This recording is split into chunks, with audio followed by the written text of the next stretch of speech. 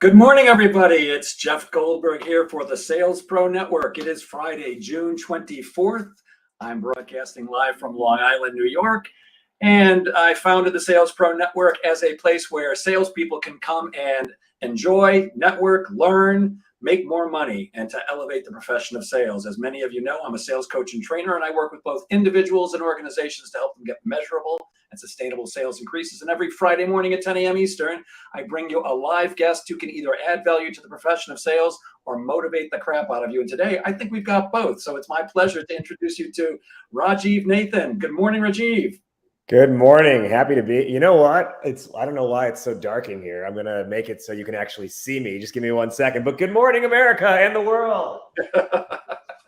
Fair enough. While Rajiv is putting on the lights in his room, I'll just tap dance for a second. I hope everybody's having a great day and you're prepared for a great weekend. So Rajiv, would you start out by maybe giving us the 2-minute background on what brought you up to this point? Yeah. So I had a business originally several years back, which was kind of focused on like personal brand development and coaching. We were doing a lot of things all at once and couldn't really figure out a business model or a focus area. However, one thing we were really good at was figuring out a person's elevator pitch, like for themselves and their personal brand. Like when they go to a networking event and someone says, "Oh, what do you do?" Or if they're in a job interview and they say, "Oh, tell me about yourself." So we got really good at figuring out how to answer that question. And as a result, just through that, we started networking with a lot of different people. Because we had no focus as a business, we never figured out a good revenue model. And so after a couple of years, it crashed and burned. But through some networking, got to know people in the startup community. And, very serendipitously, as we were sunsetting that, I had an opportunity to consult with an incubator and help a bunch of startups figure out their pitch. Now, truthfully, the CEO of that incubator, who's now a friend, called me and was like, "Hey, I know you're good at elevator pitch stuff. You think you can do it for startups too?" And I was like, "Oh yeah, no problem." Hung up the phone and then immediately start frantically Google searching what is a startup pitch. Now, I had watched Shark Tank for several years to that point, so I had a general idea, and then I started to look into it more, and I was like, okay, this makes sense. I know storytelling well enough. I can kind of figure out how it works in this whole framework. So that was kind of my testing ground and sandbox. I worked with 20, 22 companies, I think. Had a lot of fun. The companies who were working with me closely had a lot of success, and I was like, you know what? I am having the most fun I've ever had working doing this. Let me see if I can make a business out of this. Now, granted, I'd gone through 2 years of basically no revenue with my previous business. So I was like, I'm giving myself 90 days to see if I can make this happen. And lo and behold, this was like end of December, so beginning of the new year. Valentine's Day, I got my first client. And then a couple of days after that, another client. And from there, it was, in a way, I don't want to say off to the races because that makes it sound like it was a mad dash. It was more like the crawl. It went from moving nowhere to being a crawl, which then over time started to become a dash or a sprint. Wow. Yeah, it's amazing how often we wind up doing what we do by accident. I've been in sales my whole life, almost 49 years now. And about 20 years ago, I had closed down a business of my own, a headhunting business, and was looking for my next opportunity and answered a blind ad in the New York Times, which turned out to be at the time, a very large, well-known sales training company. And it was the job I'd been meant to do all my life because I love helping people. And don't get me wrong, I don't say that just to be altruistic. I love getting paid for helping people. But sales and sales management are what I know and love. So working with salespeople and helping coach them to greater success just was perfect for me. By the way, if you're watching us live, please say hello in the comments. If you're on Facebook and have not connected your account to StreamYard, we're not going to know who you are. It's just going to say Facebook user. So please do put in your name. And if you're watching us on the replay, be sure to put replay in the comments. And if you have any questions for Rajiv as we go along, please put those in the comments too. And I'm going to pass them along. And good morning, Steve Kent. Always good to see you, my friend. So Rajiv, you're a pitch man. I hate the word pitch. In fact, the audience here has heard me say a million times, I hate the word pitch. Get it out of your vocabulary, because to me, it brings to mind the old style salesperson from 30 or 40 or 50 years ago when I started, coming in and giving you your pitch. Hey, Rajiv, let me tell you how great Jeff Goldberg and Associates is and why you should be using us. I have a feeling that's not what you mean by pitch, though. How do you define pitch? Yeah. Well, and actually what I call myself and what I call our team is pitch artists, because I think it is a level of artistry involved in figuring out what a pitch should be. And it's funny, there's a lot of people who are like hashtag ditch the pitch and stuff like that. And I'm like, I mean, yeah, if you are going to do it the old school way, sure, ditch that. And in theory, you want the other person to start talking first, but you can't always bank on them being like, I'm being like, you go. And then they're like, no, you go first. You can't just be like, no, you, and then I will talk, right? You got to have something that you want to say. And it's not, and so that to me is like, your pitch is, how are you going to provide value to this other entity, this person, this party? And doing so in a way that is able to connect with the other side at an emotional level. And that's kind of all of this stuff when I talk about pitching is all kind of born out of that concept and philosophy is how are you going to make a connection with them at an emotional level, similar to how an entertainer is able to make an emotional connection with their audience and get them to feel something. Got it. So you're not really talking about the old, let me tell you why we're the greatest company in the world. It's really about how do you introduce yourself and get people to understand who you are and connect with them in a way that hopefully they'll be able to listen to what you have to say and they'll open up and answer your questions so that you can show them something. Typically, when I think of the pitch now, it's the presentation. I just don't like the word pitch because it's that old style. It's like, sure, buy from me. I need one more deal to win a contest. So I hate that stuff. So what is it that most sales people do wrong when they're pitching?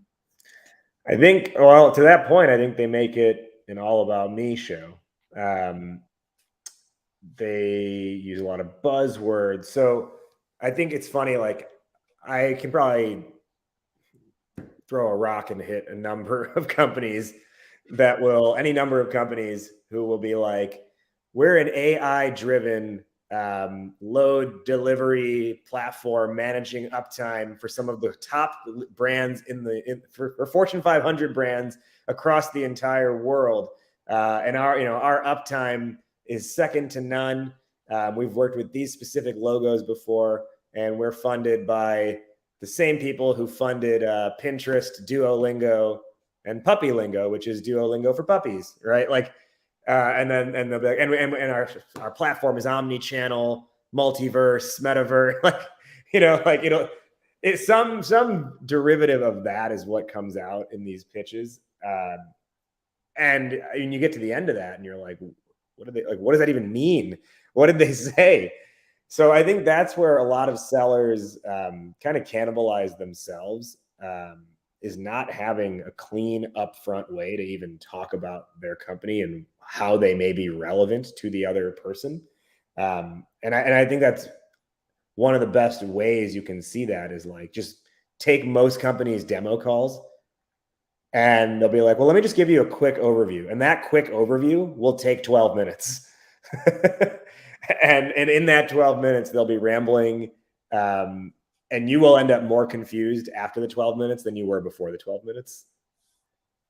Yeah. And you can literally see the prospect's eyes glaze over and they leave the room. They don't leave the room literally, but they're counting the moments until they can get away from you because that's not what they want to hear. It's never about us. Although in an elevator pitch or some type of a pitch, you do have to talk about yourself, but the prospect is only interested in, I'm an old guy, so I use a lot of old stuff, the WIFM, the what's in it for me. Yeah. Well, and you said they're not going to literally leave the room. I like to think of it as in a meeting, in a virtual meeting, like they put you in a corner browser tab, and then and it's like nobody puts baby in the corner browser tab. Absolutely right. Good morning, Lisa Linker. She says, good morning, Jeff Goldberg and Rajiv Raj Nation, Nathan. It sounds like she knows. Good morning, Lisa. So how does one craft the perfect elevator pitch, one that doesn't, as you say, suck? So the formula that we use that I think can apply to really any company is what we call the Que Pasa elevator pitch formula. Now, if you know Spanish, at least the slightest bit of Spanish, then you would know that Que Pasa means what's up or what's happening. And that's essentially what you have to do, is tell the other person what's up at the end of the day.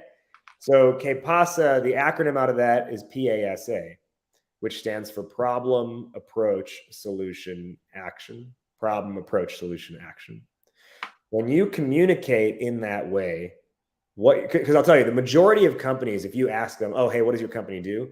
They'll say something like, oh, we're an AI platform that does XYZ. We're a fintech app that does this. We're a SaaS platform for this industry. And what that fails to do is meet the other person where they are.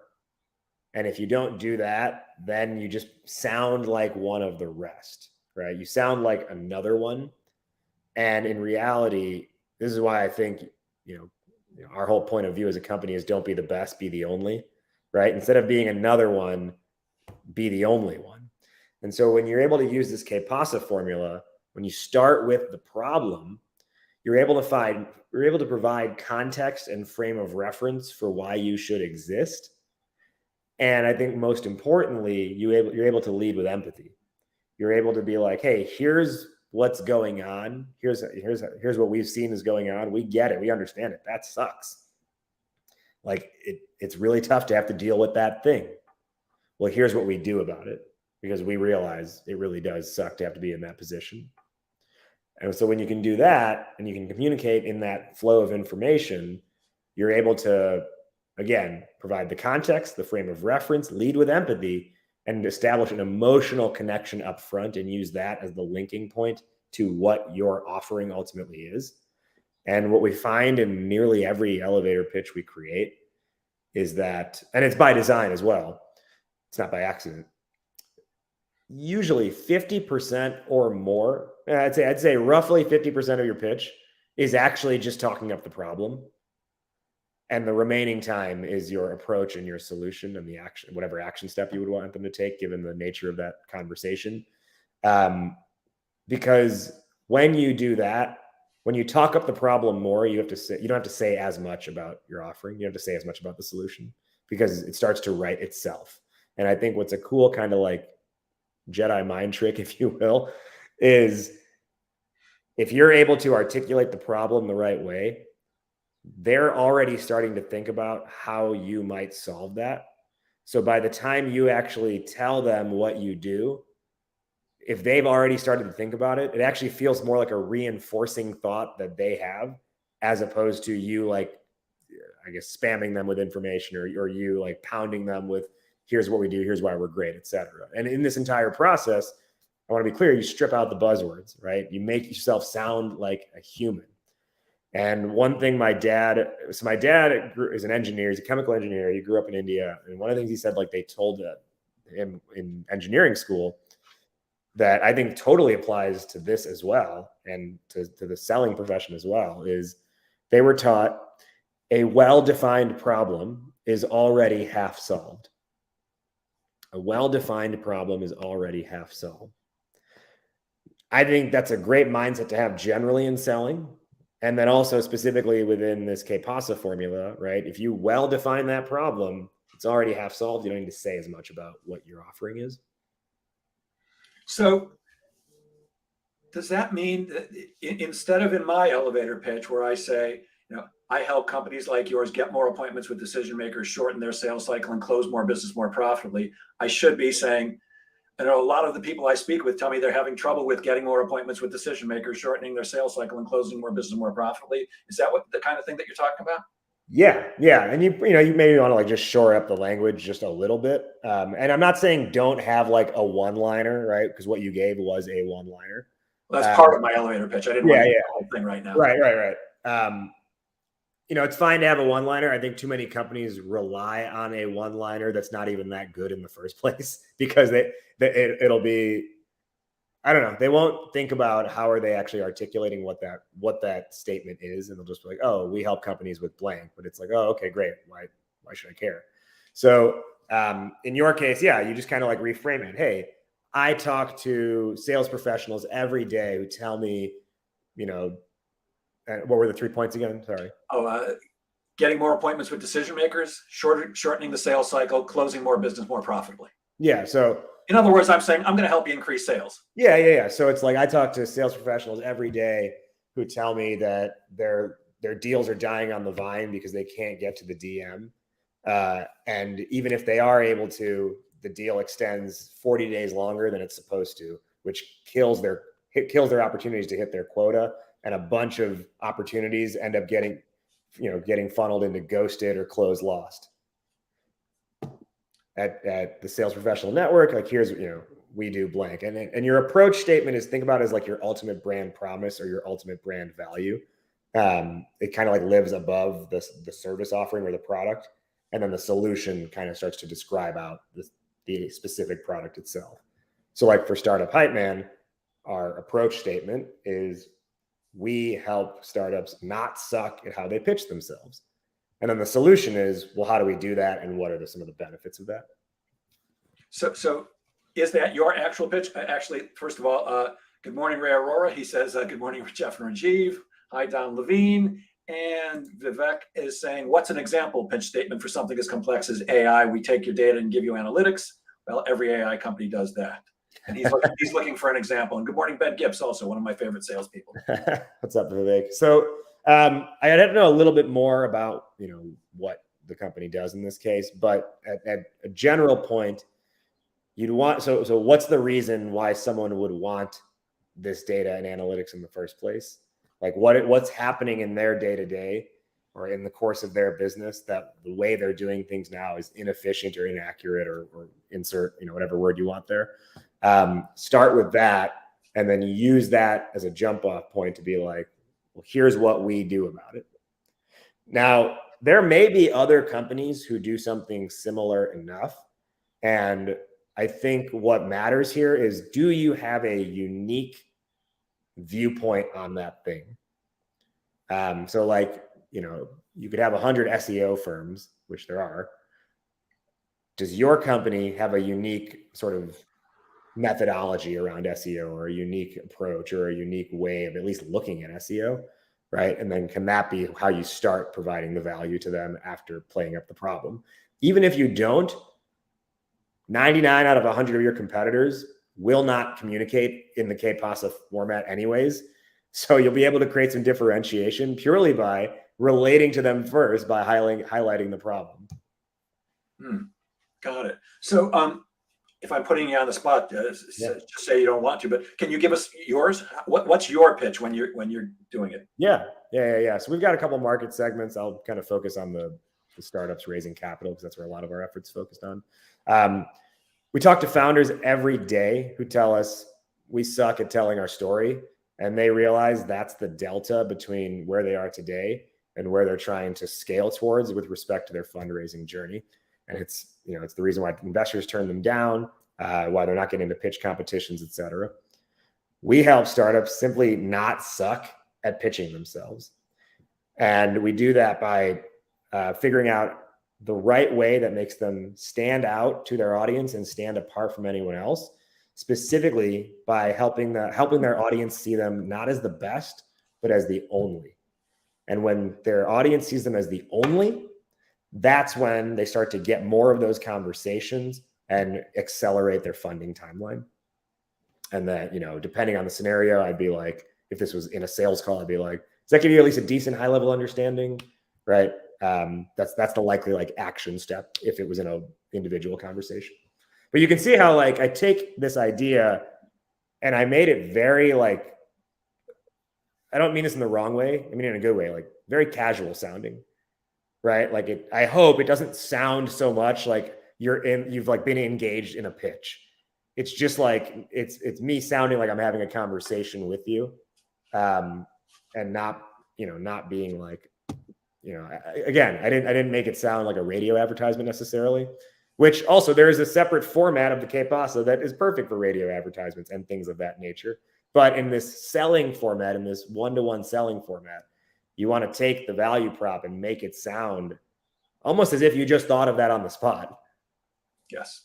Yeah, it always has to be like you just made it up, like you're really having a conversation. I really like what you're saying here because, look, I've been doing this a long time and I just gave you mine and I see that I teach salespeople. It's never about us. It's always about them. But my elevator pitch was about me. It's talking about their problem, but it's about me. And instead, I can see where it would resonate more with them if I explain the issue first that I know that they have. Because, look, there's a reason why I say those three things.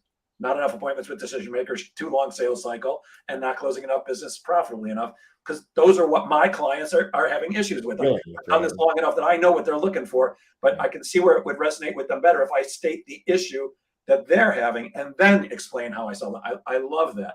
Well, and you can even like in that, to expand on that a little bit more, if it were in a one-to-one conversation and you were explaining that, you can even kind of like parse out the pitch a little bit, lead with that problem, be like, hey, you know, like I talk to sales professionals every day who tell me, you know, blank and blank, and then pause, be like, does that sound familiar at all? Does that resonate?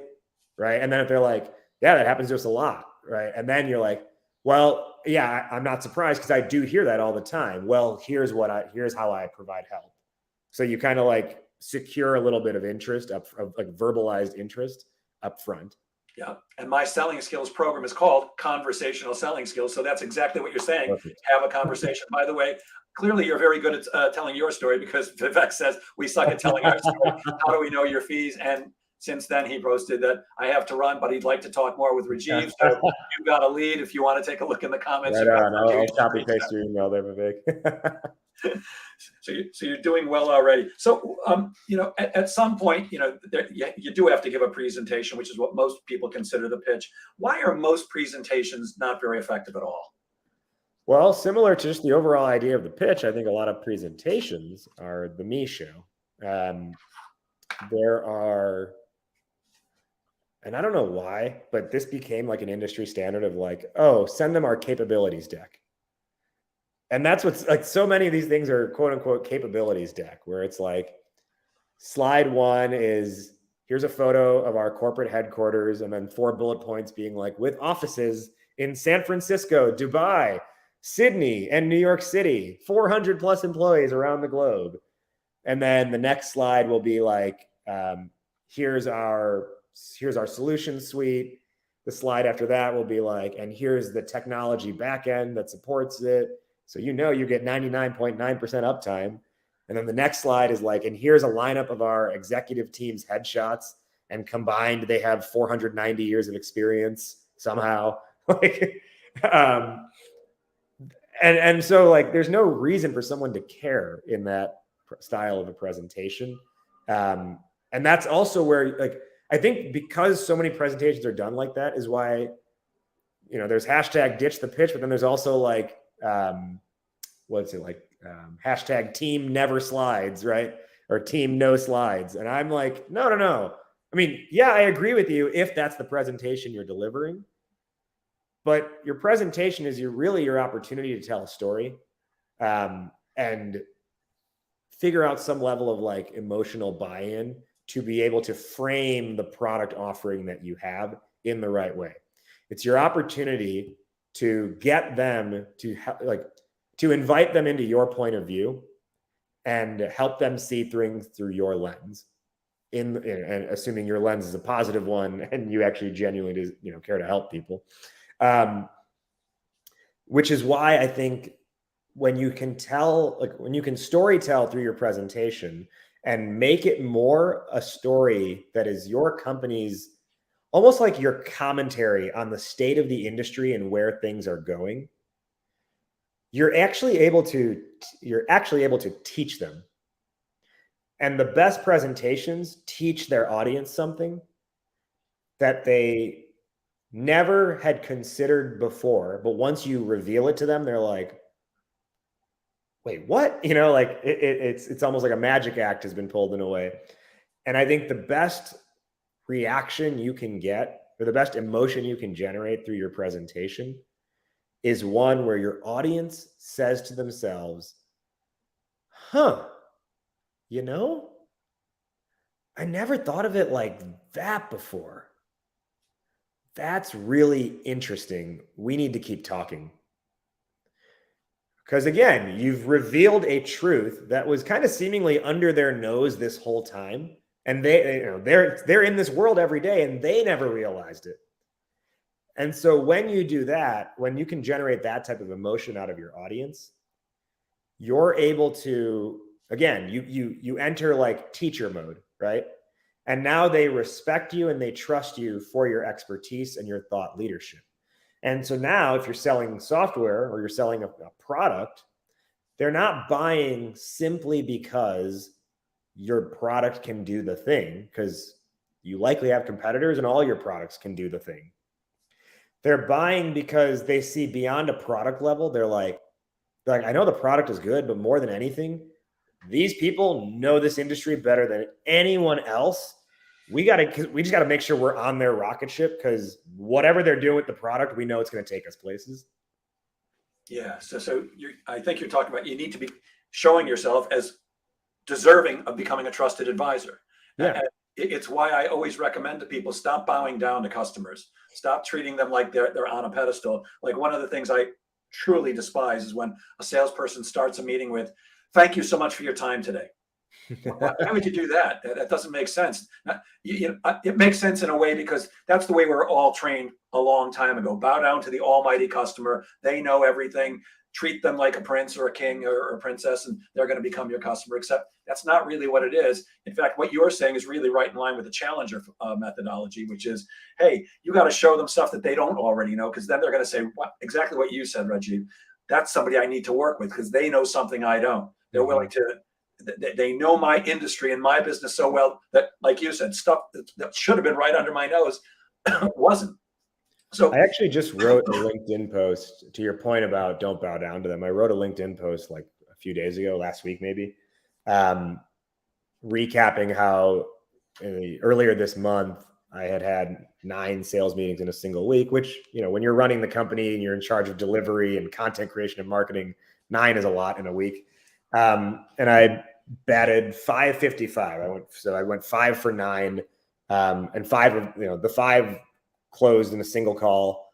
Of the remaining 4, 2 of them weren't even like the right fit. One of them was going to get back in like a month, and they did yesterday. And they said, we're going to try this on our own, and I respected that. I didn't push myself on them. And the other one, we have a follow-up meeting in like 2 weeks. So overall, a very successful week. But one of the things that I wrote in there was in assessing, like, hey, what were some of the things, just to help people, like, here were some of the behaviors that I enacted or qualities I enacted throughout this that I think influenced the sale and helped aid the process overall. One of those bullet points was speak to my prospects as their peer, not as their subordinate, nor as their superior. Speak to them as their peer. Yeah, if the prospect sees you as a subordinate, why would they trust you? Why would they give you their money? Certainly, nobody's given me their money unless they believe I can actually do what I say I'm going to do, and I understand their issues and can help them solve them. And if I'm thanking them, thank you for your time, it puts them up here and you down there. And why would anybody trust somebody like you or me or any salesperson if you're doing that? Stop lowering yourself. You need to move up the ladder towards trusted advisor as quickly as possible. But you're talking about, we're halfway through. So we're almost halfway through. We're talking to Rajiv Nathan, who is an expert pitchman and a heck of a great guy. You talk about storytelling, and I think stories are crucial when selling. Why do you think storytelling is so important? And what's the mindset that salespeople need to have to become a better storyteller? So, I think there's a lot of general research on why stories are important. There's studies around how storytelling was like the original form of communication. So our brains kind of always default back to that. So I think there's enough that's generally like people can Google search and look up like why storytelling matters. So I won't necessarily go into like the details or go into length of that. But I think if we think about the right mindset to have, I sort of alluded to it earlier on.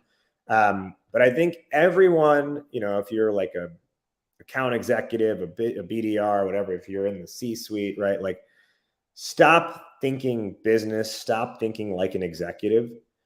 If you're an entrepreneur, stop thinking like an entrepreneur and instead think like an entertainer.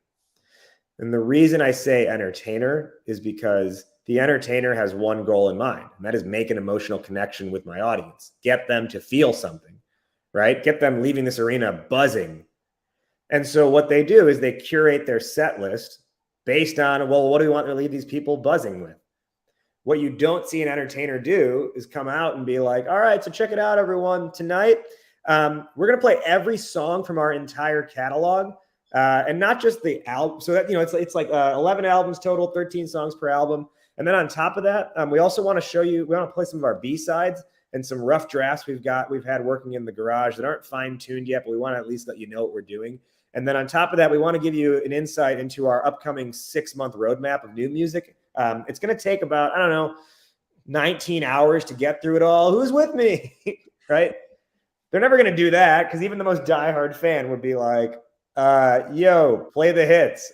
I got a family to feed. I want to get home.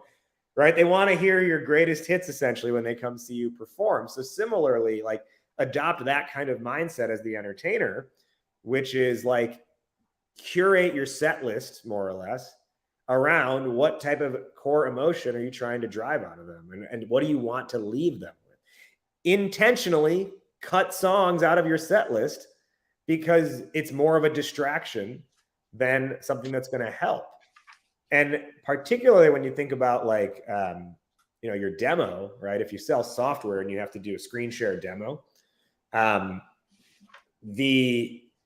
what ends up, I think, killing so many calls is you show so much of what your software can do, because you're like, oh, in order to win this sale, I have to show them everything, because that's what they want to know, or that's what's most important here, is being able to show we can do everything and we have everything and here's how everything is done, because they need to be able to trust us.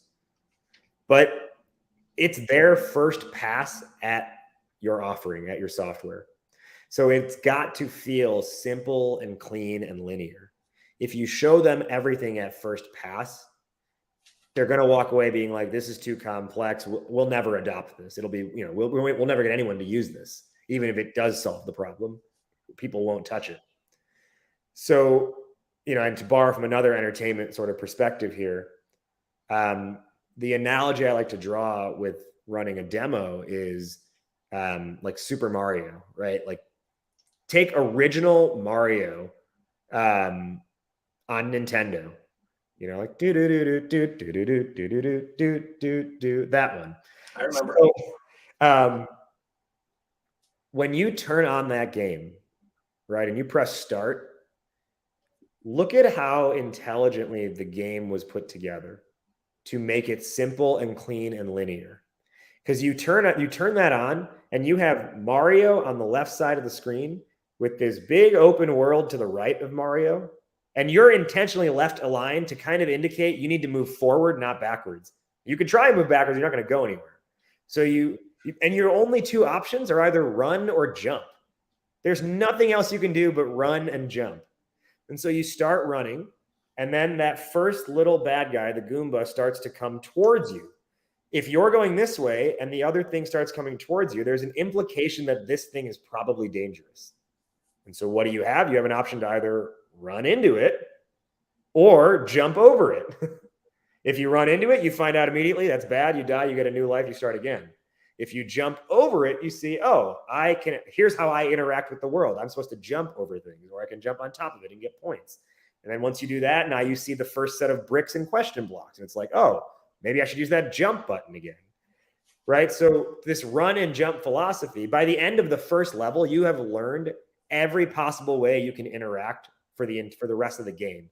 The little characters may change from a Goomba to a flying Koopa, but you've understood the entire mechanics of the game because it was layered in progressively. If you turned it on and all the elements were right in front of you, right up front, you'd be like, oh, this is too much. I'll never figure this out. You'd turn it off. The game wouldn't have been successful. So think of your demo similarly to that, right? Like, how do you make it as simple as run and jump, making it feel simple and clean and linear in how you show things to them? And also, like, again, intentionally don't show them things. Because I think most people don't realize this. You always have in your back pocket as a potential next step a technical demo where you can take them under the hood for a full look through of everything with their IT team or whomever is going to need to have to know like all the integration aspects. But like, I don't know, I was just doing this, like, there's this thing called the go-to-market games. It's kind of like a B2B esports competition where people, like, sellers learn marketing skills and marketers learn selling skills. So I was kind of like the judge or coach for this one a couple of days ago, and they had to all do a live demo of their software in 3 minutes.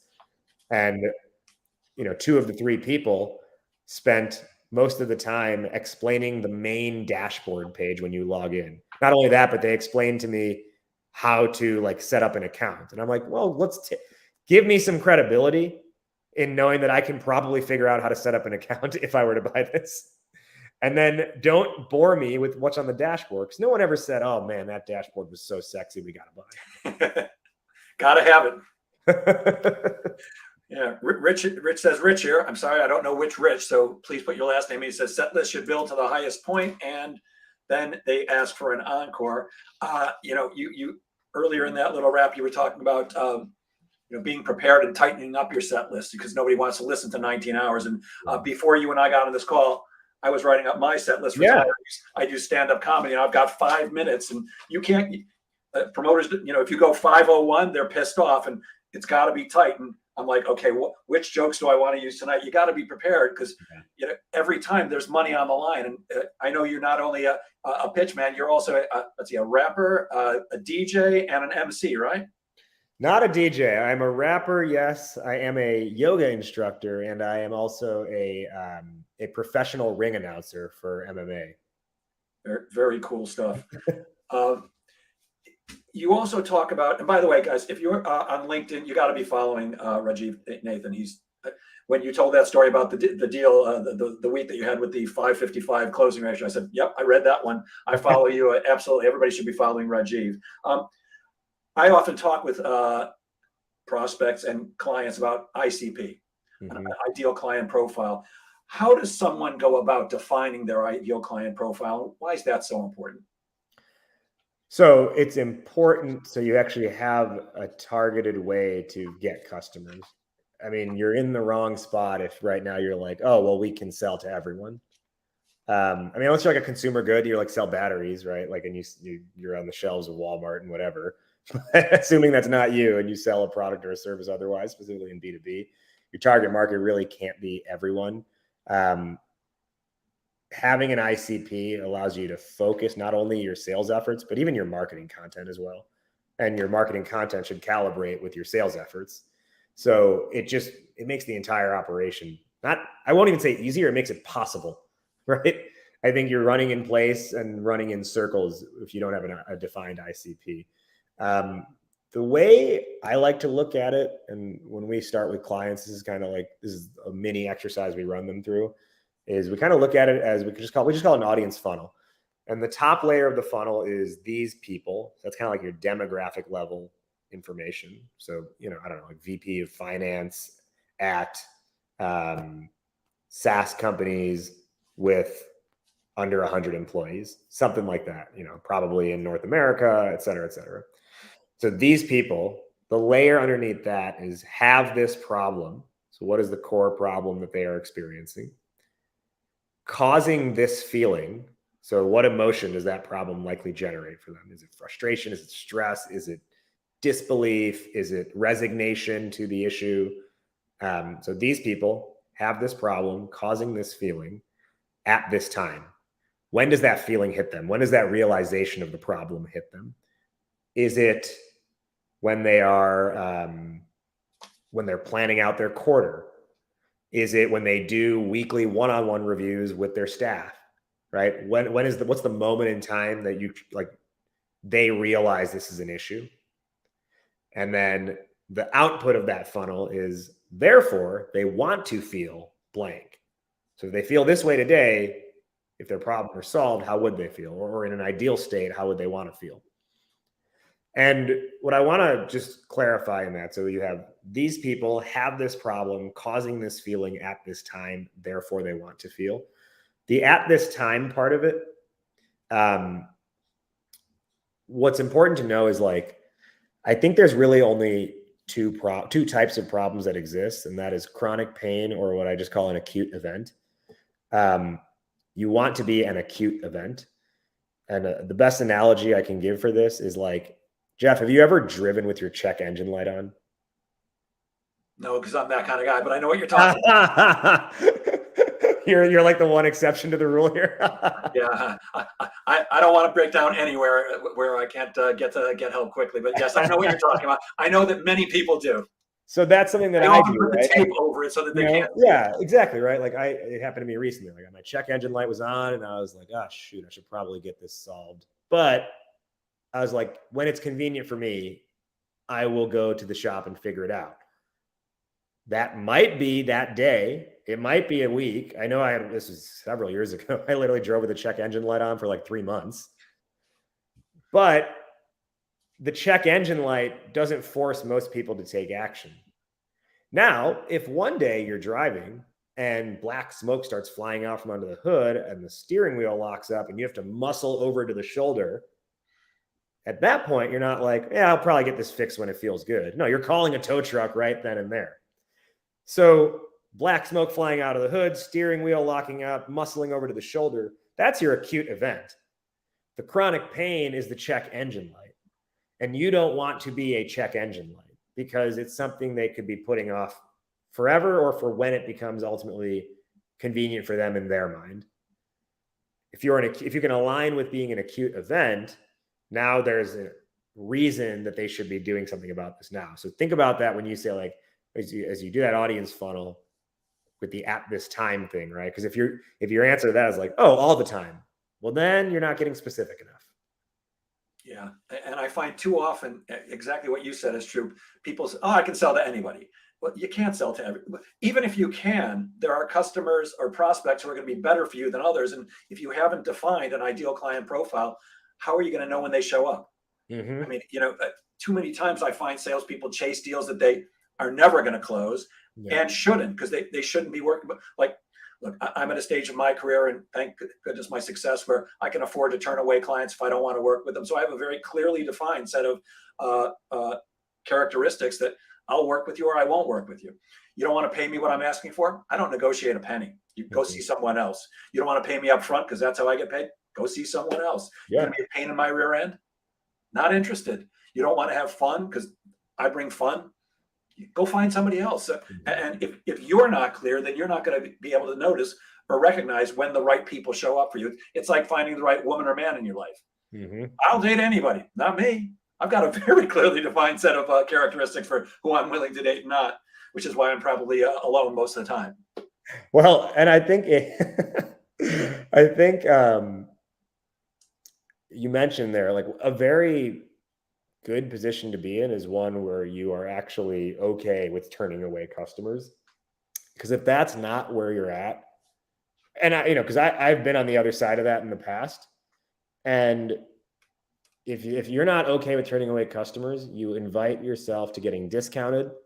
You put yourself in the subservient role just by default almost. And you're kind of like pleading for business instead of, I guess, selling for business, if you will. I don't know if that's the right word on the other side of it, but you don't want to be pleading someone else for their business. And you don't want them to think that they can, I don't know, I guess, like, dominate the relationship, because that's just not a good relationship to have.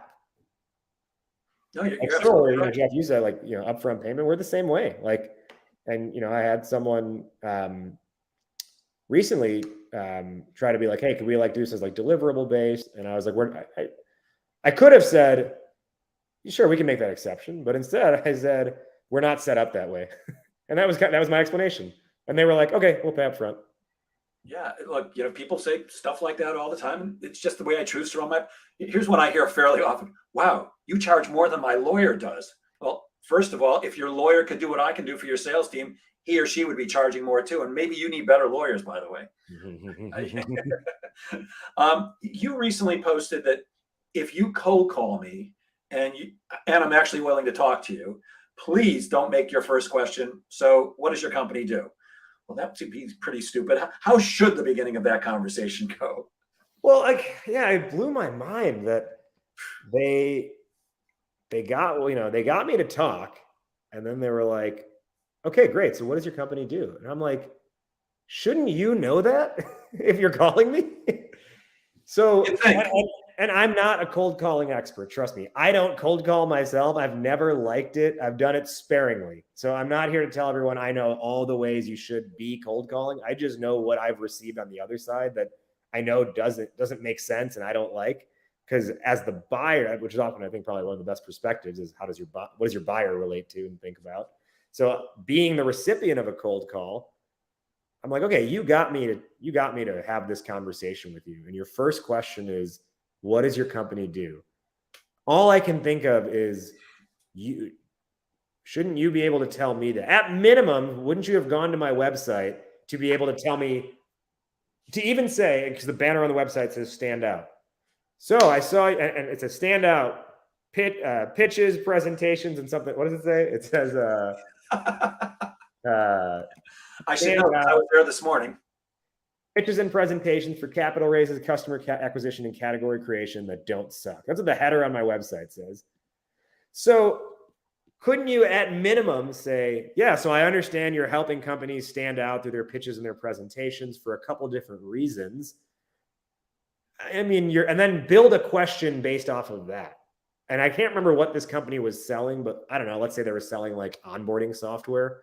So maybe what they could ask is, do you ever get like, do you ever find yourself drowning in onboarding so many customers at one time? Right? Something like that I could probably relate to and respond off of, but don't lead with zero research, right? Which is why I think having an ICP is important, but doing some research before you make that, even again, because I understand a lot of salespeople have these crazy quotas that they have to hit, and that's a whole nother conversation on why I think so many of those KPIs should be reframed. But at minimum, if you make the call, have the website pulled up so you can at least speak to what you see on the website. And then the other thing that I think is important in this as well, let me transition to like where I see it in another capacity with prospecting, is I get prospected on LinkedIn through the DMs almost every day. Me too. And I'm not here to tell people like, I'm not the person who's like, you're destroying LinkedIn. No, you're doing your job. I get it. And I've definitely successfully used LinkedIn to prospect before. And I do semi-regularly. But you have to have some level of tact in this in this field. And what I often get is there's two routes. One of them is 9 paragraphs and then asking me to book a meeting, which I'm not going to do that because I'm not going to read 9 paragraphs. The other route is being so open-ended. Like, hey, great to connect. Tell me what you're working on these days. And that's so open-ended of a question that I'm never going to respond. Or how'd you get into, in my case, sales training? Really? That's how you're going to start the conversation? I don't care. Like if you're good at it now, great. If I want to get coffee with you one time, maybe I'll have that question. But like, yeah, but I don't have an hour to type it. Really care to know the answer to that question. And even if you, and this is where I say, like, don't make it so open-ended, because what did I say? It was, what are you working on right now? Right. You're hoping that my response somehow may align to what you want to talk about, but there's a high likelihood that it won't and would never, because I could tell you, I'm actually working on a startup hip hop album right now, which I am. What are you going to do with that information? Except, and maybe you're like, oh, cool, I like rap, you like rap, and I guess there's a possibility you could build some familiarity and personality in there, but you're going to get sidebarred into it, and then have to figure out, how do I bring this back to the thing I have to sell and that they may want to buy?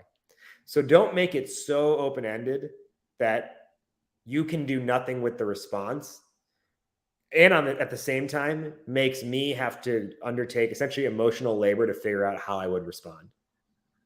Yeah, make it easy for them. And I actually interviewed yesterday. I don't know if you know this gentleman, Jason Bay, who is brilliant. Yeah, I've been friends with Jason for years. Oh my God, is he good? And his philosophy is right in line with what you were saying about the pitch.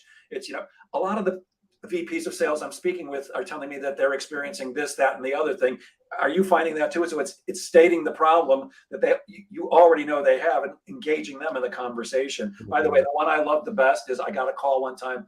Hi, Jeff, I'm calling from your copier company. Now, I immediately knew this was BS because I bought my copier at Staples, but I'm going to bite. She goes, could you walk over to your copier for a minute and tell me which model you have?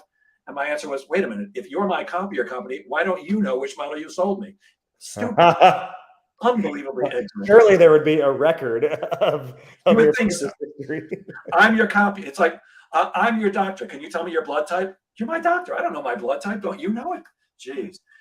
There was another post that I really was fascinated with. I think it was about a month ago. You posted that you were asked if you could go back and do anything differently, what would you do? And you said, I'd invest in some key software sooner.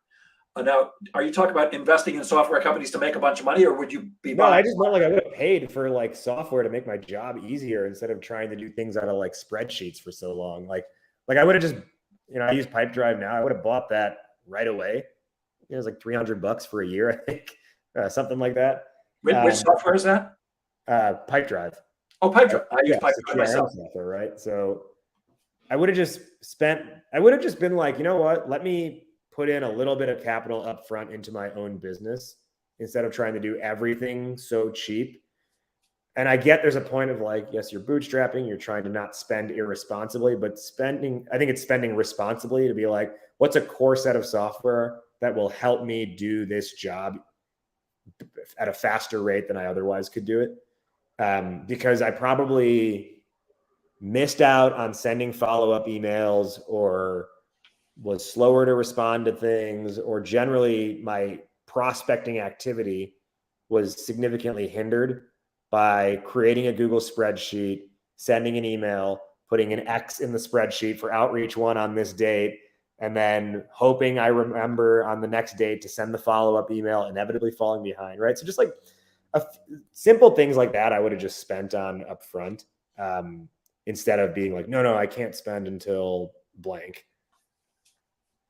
Yeah, and it's also a mistake to try to save a buck here and there, which could easily result in a problem later on. I had this happen to me just the other day. I went into a studio and I've shot videos that I'm going to be offering to the public, sales training, prospecting training, and I'm in the process of editing them. And I sent one of the videos to a guy I respect very much for his feedback, and he goes, "These are great. Just one thing, where'd you get those pictures that you put in the PowerPoint slides?" I'm like, I took them off the internet. He goes, "Do you realize that you can get sued for that? That they're searching using metadata. They don't even know that you've got the picture, but they'll find it. It's like $800 a pop." So I immediately laid down a couple of $100 to take a subscription for, I think it's called iPhoto or something like that. For legal photos. Yeah. Penny wise, pound foolish. It just doesn't make sense. I'll probably get railed on that. I use images off the internet all the time for my website. I have been for years and years, and it never occurred to me that, oh man, this could cost me money, that somebody else owns those pictures. I figured if it's on the internet, it's everybody's, but yeah, apparently not. And just like there are lawyers, who are just searching for websites that are not ADA compliant. You'll get nailed for $5,000 or more, a small business, just because you didn't invest a couple of $100 to make sure it's ADA compliant. Penny wise and pound foolish. By the way, you also later added that not only would you have invested in key software, but you would have started wholeheartedly believing in yourself earlier. Tell me a little bit about that. Yeah, I think particularly when you're running your own business, especially early on, obviously you have a certain level of self-belief and zeal because you've decided to, do your own thing. But I think it's like tempered zeal. I think the best thing I can, almost like tangible thing I could connect to with this is like the last year and a half of Startup Hypeman has been significant growth. And I realize just how big I can dream as a result of that. Prior to that, I kind of always told myself like, oh, you know what? I really only want a business that does X. But it's not necessarily because I wanted that. It's just because I was like, something in me was being like, I'm not capable of doing more than that.